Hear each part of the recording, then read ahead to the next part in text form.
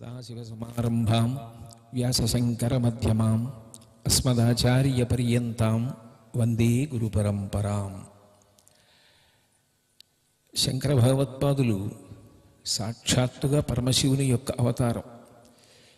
ఈ దేశంలో సనాతన ధర్మం నిరంతరంగా అలాగే అందరి చేత అనుష్ఠింపబడాలని, వేదము యొక్క ప్రమాణము అలాగే నిలబడి ఉండాలని వారు పవిత్రమైనటువంటి హృదయంతో సంకల్పం చేసి ఆ ధర్మ పరిరక్షణ కొరకు భారతదేశానికి 4 చెరగుల 4 పీఠములను ఉంచారు. ఆ 4 పీఠములలో మళ్ళీ సార్వభౌమ పీఠము శృంగేరి పీఠం. అటువంటి శృంగేరి పీఠంలో పరంపరాగతంగా అనేక మంది మహాత్ములు పీఠాన్ని అధివసించారు.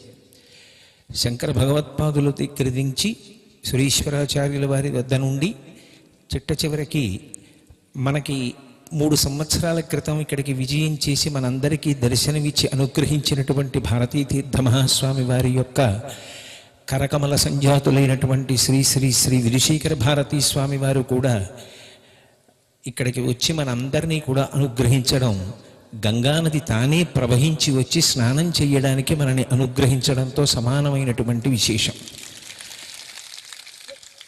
అయితే శృంగేరి పీఠాన్ని అధివసించినటువంటి మహాపురుషులందరూ కూడా ఈ దేశానికి అందించినటువంటి గొప్ప ఉపకారం సనాతన ధర్మ ప్రచారంతో పాటుగా యోగ్యుడైనటువంటి శిష్యుణ్ణి వెతికి పట్టుకుని వారిని పీఠానికి ఉత్తరాధికారిగా నియమించడం.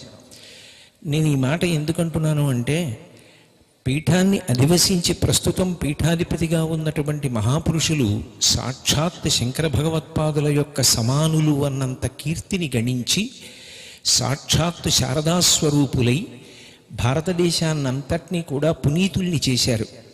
యథార్థమునకు అంతర్జాతీయంగా ఈ దేశానికి ఇంత ఖ్యాతి కానీ ఇంత ప్రతిష్ట కానీ ఏర్పడింది అంటే ఇక్కడ ఉన్నటువంటి ఆర్థికమైనటువంటి అభివృద్ధి వలనో ఇక్కడ ఉన్న భౌతికమైన సంపద వలనో కాదు.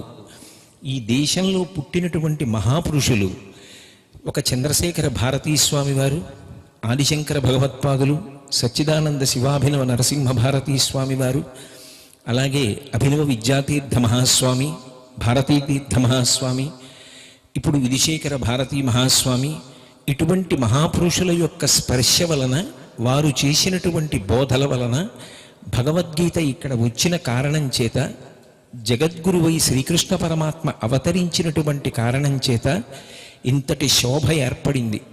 ప్రపంచ దేశాలన్నీ కూడా 2 చేతులు ఎత్తి ఈ దేశపు సంస్కృతికి నమస్కరిస్తాయంటే, అనేక మంది విదేశీయులు విమానాల్లో భారతదేశంలో దిగే ముందు తిన్నగా పాదాన్ని దేశంలో పెట్టకుండా చిట్ట చివరి మెట్టు వరకు వచ్చిన తరువాత ఆ మట్టిని తీసి కళ్ళకద్దుకుని తల మీద వేసుకుని కిందకి దిగుతారు అంటే, ఈ దేశానికి ఇంతటి పూజనీయత, ఇంత పవిత్రత ఏర్పడడానికి ప్రధానమైనటువంటి కారణం మహాపురుషులు ప్రభవించడమే. అంతమంది మహాపురుషులు ప్రభవించారు. వారిలో అపారమైనటువంటి గురుభక్తి తత్పరత, శాస్త్ర నిబద్ధత, శాస్త్రమునందు తిరుగులేనటువంటి విశ్వాసం, అన్నిటినీ మించి జన్మతః వైరాగ్యం ఏర్పడడం. సాధారణంగా కొన్ని కోట్ల మంది జన్మించిన కర్మపాశముల చేత ఈడ్వబడుతూ సంసార ప్రవేశం చేసి సుఖదుఖములను అనుభవిస్తూ పాపపుణ్యములను చేస్తూ ఉంటారు. కానీ అలా కాకుండా చిన్నతనం నుంచి కూడా అది భగవంతుని యొక్క అనుగ్రహ విశేషంగా అంత గొప్ప వైరాగ్యాన్ని పొంది తమకి జన్మనిచ్చినటువంటి తల్లిదండ్రుల్ని కూడా విడిచిపెట్టేసి గురువు కన్నా గొప్పవాడు లోకంలో ఉండడని ఆ గురువు యొక్క పాదములను పట్టుకుని శాస్త్రాధ్యయనం చేసి సముద్రం లాంటి శాస్త్రాన్నంతటినీ కూడా వారు ఔపోసన పట్టి ఆ విషయాన్నంతటినీ కూడా మనసులో స్థిరపరచుకుని ఎంత కీర్తి ప్రతిష్టలు సంపాదించినప్పటికీ కూడా, అపర భానుడిలా ప్రకాశించినప్పటికీ కూడా ఆ గురుభక్తి విషయంలో మాత్రం కించిత్ కూడా ఎన్నడూ వైక్లభ్యం లేనటువంటి స్థితిలో ప్రవర్తించగలగడం ప్రత్యేకించి శృంగేరి పీఠ పరంపరలో వచ్చినటువంటి గురువులలో స్పష్టంగా కనపడుతుంది.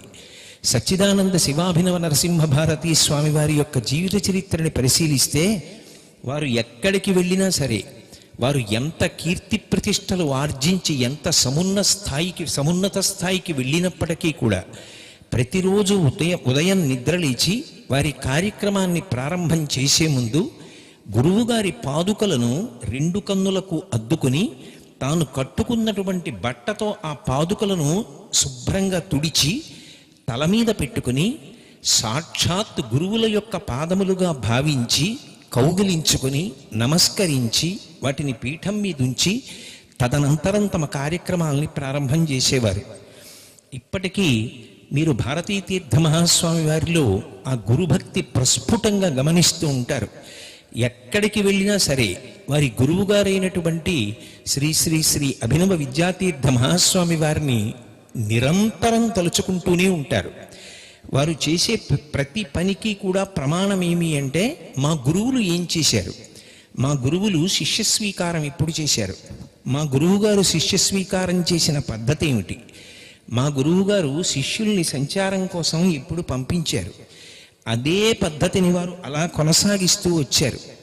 శృంగేరి పీఠ పరంపరలో ఉన్నటువంటి మహాత్ములందరూ కూడా అపారమైనటువంటి గురుభక్తి తత్పరులు, శాస్త్రమునందు నిష్ణాతులు, జన్మతః గొప్ప వైరాగ్య సంపన్నులు.